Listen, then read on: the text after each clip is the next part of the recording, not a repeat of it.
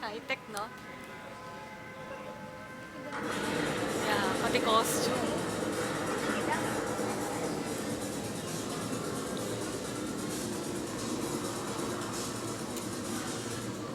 War has started, and we are hopelessly out of weapons.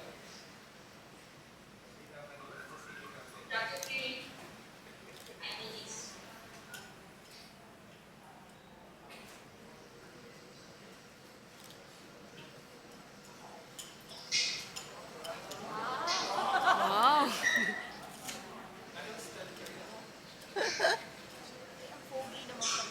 Yan, no? Si Derwin.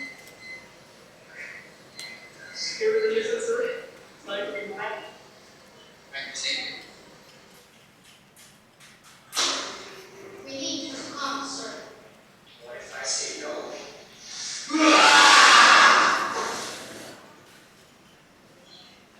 I thought I was not here. I was all the time, self-centered, and I don't play well with others. We do that.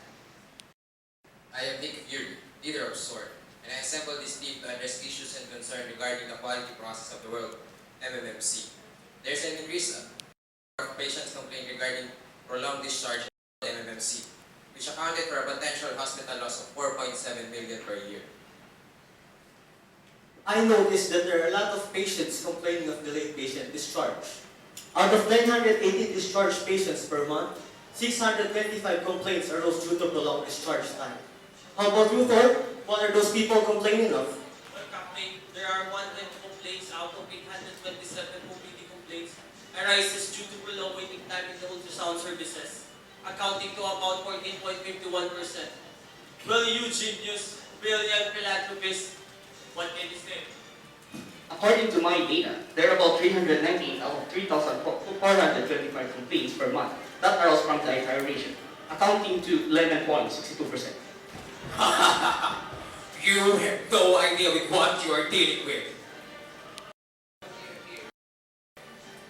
Don't you know, HGP reported the total quantity complaints due to poor garbage segregation in regular rooms. There's increasing number of decreased employees in NMC, and there is vast turnover of senior staff nurses, as well as unavailability of formulary drugs in the pharmacy. But that's all simple concern.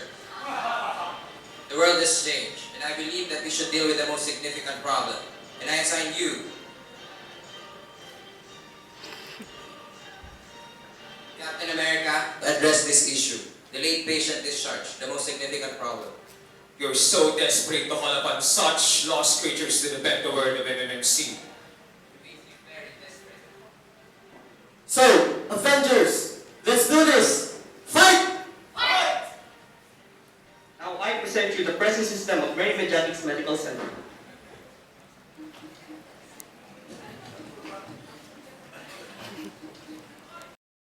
Doctors makes orders that patient may go home. Nurse informs other APs for discharge orders.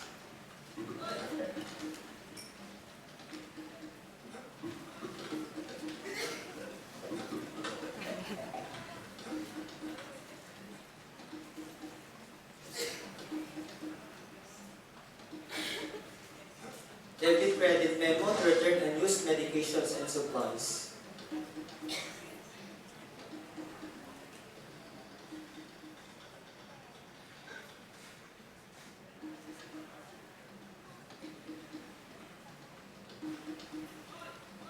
Returning of unused medications to the inpatient pharmacy.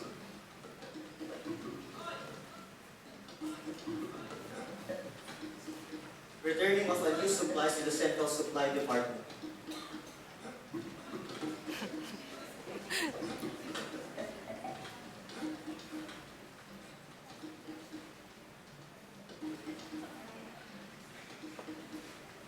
Computation of the patient's expenses in the billing department as well as the processing of PhilHealth and HMO requirements.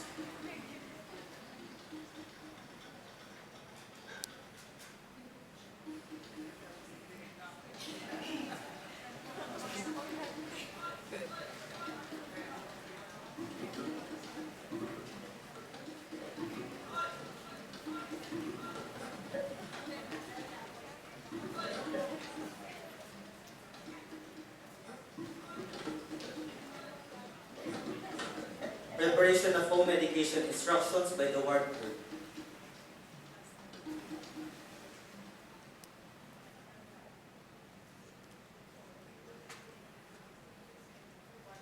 To be followed by the checking of the home instructions. Next will follow will be the notifying of the billing station that the patient can already settle the patient's bill. After the patient has settled the patient's bill on the billing department, patient's relative will then settle the doctor's specialty on their respective clinics.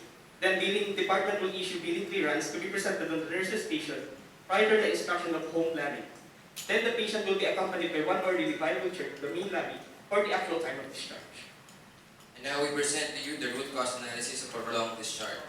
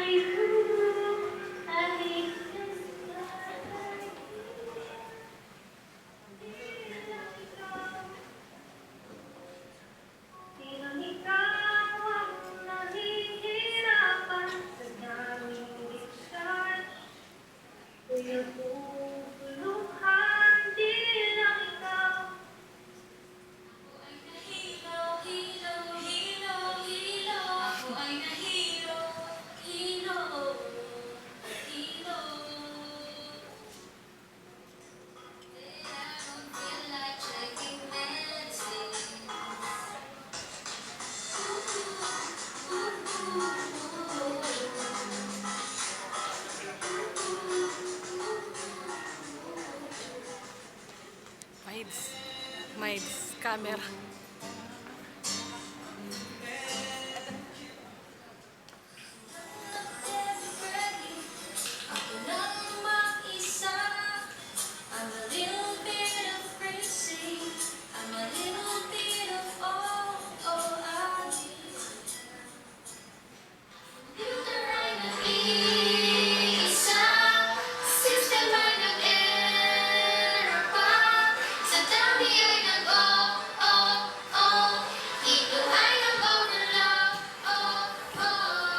Now that we have validated the root cause, now we have to validate the true causes.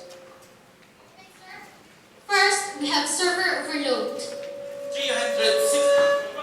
It's within our control and a true cause for delay. There's only one computer used in typing discharge instructions. 399 occurrences. Within our control and a true cause for delay. Failure to do 5S. 59 occurrences. Within our control but not a true cause. One supervisor checking discharge instructions. 367 occurrences. Within our control and a true cause for delay. Granting prioritization of recuperation rather than discharge. 355 occurrences. Beyond our control but still a true cause. Medical doctors give less attention to patients for discharge. 579 occurrences. Within our control and a true cause for delay. There's no centralized professional fee payment center. 555 occurrences. Within our control and a true cause for delay. An anticipated amount of bill. 333 occurrences. Beyond our control but still a true cause. Failure of HMO to vigilant time to billing officer. 559 occurrences. Beyond our control but still a true cause. Residents are too busy accomplishing other tasks. 575 occurrences. Beyond our control but still a true cause. Only one staff trained to do debit credit. 579 occurrences. Within our control and a true cause for delay. And lastly, there are too many patients to be discharged at once. 479 occurrences. Beyond our control but still a true cause for delay. And now I've presented to you the probable root causes. Ironman, please present to us which cause we should prioritize to solve. Based on our Pareto diagram, 80% of the cause is just the effect of the 20% of our problem, which is medical doctors give less attention to patient for discharge, accounting to 10.22%. Now what we have to do is to search for the best alternative solution. Loki, you're here. I'm here to hurt the world when you see. I also want to change the world. But first, I should change myself. I want to help you guys. What do you hear think? Should we give him another chance? I think Loki deserves another chance. Come Loki, join us. You can count on me. So, Avengers, let's proceed. Let us discuss what is the most important solution to our problem, delayed patient discharge. Loki, you may start. What if we replace our servers? It's costly. But our servers can accommodate processes more efficiently. We cannot afford the cost. No go. What if we upgrade our servers instead? It's also costly. It will enable easier facilitation of processes. It's a good solution. Go, Captain. What if we provide additional computer units to each station? It's costly. Encoding of medications and supplies will be easier. It's a good solution again, Captain. Go. What if we authorize the head nurses to check the discharge instruction? Increasing the workload of head nurses. But all units will have responsibility to do checking of health instructions. I agree with Captain. What if we provide list of requirements needed for discharge upon admission? But those lists of requirements will be ignored or misplaced. But it will increase awareness on the part of the patient. Will decrease the discharge time. Go, Captain. What if we implement read-back policy? Not all doctors read back with the nurses. But all orders will be clarified to a doctor at once. I agree with you again, Captain. What if nurses always accompany doctors during their rounds? Sometimes nurses are too busy to accompany doctors during their rounds. But all orders will be noted by the nurse on duty. Go, Captain, for the solution. What if the ROD prepares the discharge instruction a day prior to discharge? RODs may too busy prior to discharge. All discharge instructions will be available on the day of discharge. I agree with Captain. What if we provide the PF form and envelope in the chart? EPs will not comply with that. Patient need not to wait for doctor's professional fee. It will also benefit their relatives. Go for the solution. What if we assign 1 or 2 cashier personnel to collect the PF of doctors? No, they will not comply with that. But settlement of bill will be easier. Cannot afford it. No go. What if we always update the patient with their billing status and do a partial billing statement a day prior to discharge? Patient may not pay attention to that. But patient will always be updated on their billing status. I agree with Captain. Go. What if we make a memorandum of agreement with HMO to facilitate faster approval? HMO may fail to comply with the agreed memorandum. But faster coordination with HMO means faster discharge process. I agree with Captain. What if we advise the patient to give advance notice in requesting medical form?